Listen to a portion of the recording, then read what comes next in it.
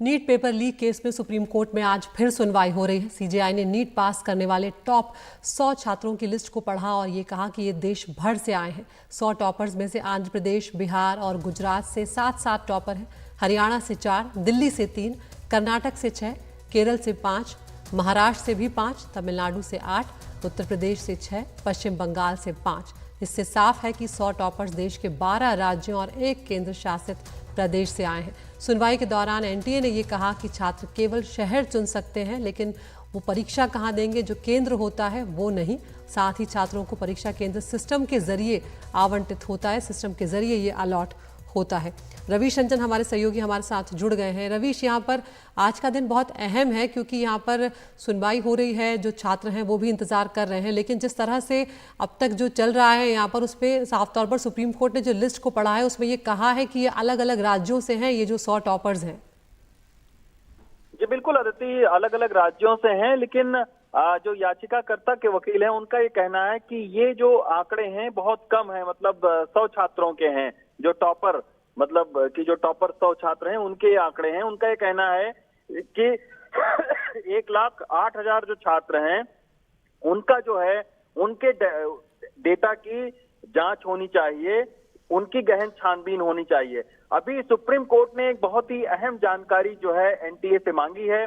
उसके तहत एनटीए से ये कहा है कि जिन छात्रों ने 1,08,000 जो चयनित छात्र हैं उनमें से जिन छात्रों ने अपने जिले बदले हैं उसकी जानकारी मांगी है। ये काफी अहम आंकड़ा होगा।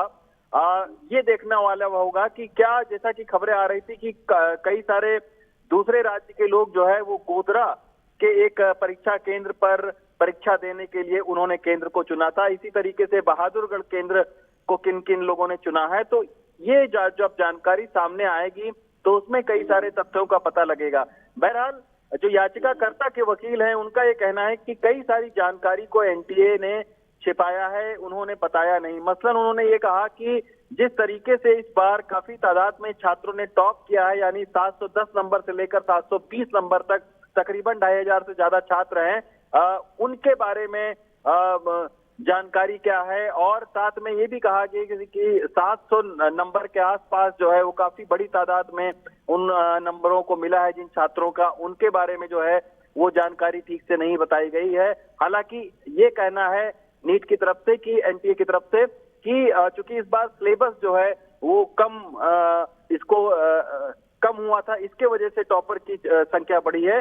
लेकिन उस पर याचिकाकर्ता के वकील का कहना है कि सिलेबस कम हुआ था लेकिन कुछ जोड़ा भी गया था सिलेबस। इस बात की जानकारी को एनटीए ने सुप्रीम कोर्ट को नहीं बताई। इसी तरीके से ये भी कहना है, जो आईआईटी मद्रास की रिपोर्ट पर एनटीए ने ये कहा था कि आईआईटी मद्रास की कमेटी ने जांच किया है और आईआईटी मद्रास ने ये पाया है कि सब कुछ ठीक है, कहीं पर कोई गड़बड़ी नहीं हुई है। उसके ऊपर में भी जो है वो याचिकाकर्ता के वकील ने ये कहा कि आईआईटी मद्रास ने 23 लाख छात्रों के आंकड़े का जो है वो पाइथन सॉफ्टवेयर से अध्ययन किया है, जबकि होना ये चाहिए कि 1,08,000 जो चयनित छात्र हैं उनके आंकड़ों का अध्ययन होना चाहिए, क्योंकि 23 लाख इतनी बड़ी संख्या है कि उसमें जो है वो पता नहीं चल पाता है। डेटा के साथ में गड़बड़ी होने की संभावना ज्यादा रहती है। एनटीए ने 1,08,000 छात्रों के ऊपर में पाइथन सॉफ्टवेयर के जरिए आकलन करना चाहिए था। तो ये सारी चीजें एनटीए की ओर से और इसके बाद याचिकाकर्ता के वकील की ओर से तमाम सारी दलीलें दी जा रही हैं। अभी लंच के बाद पता लगेगा कि आखिर सीबीआई ने अपनी जांच कहां तक पूरी की है, क्या उनके कुछ तथ्य भी सामने आते हैं इस सुनवाई में नहीं, और क्या ये नीट की परीक्षा रद्द होगी या फिर कायम रखा जाता है, इस पर भी आज अहम फैसला आ सकता है। शुक्रिया रवीश, अपडेट के लिए आपके पास आते रहेंगे। तो यहाँ पर याचिकाकर्ता के जो वकील हैं उनका साफ तौर पर कहना है कि नीट की परीक्षा रद्द होगी तभी इस परीक्षा में भरोसा जो है वो कायम रहेगा, और कैसे आखिर जो टॉपर हैं वो कुछ ही राज्यों तक सीमित रह गए। तो अब देखते हैं कि सुप्रीम कोर्ट का इस पर क्या रुख रहता है।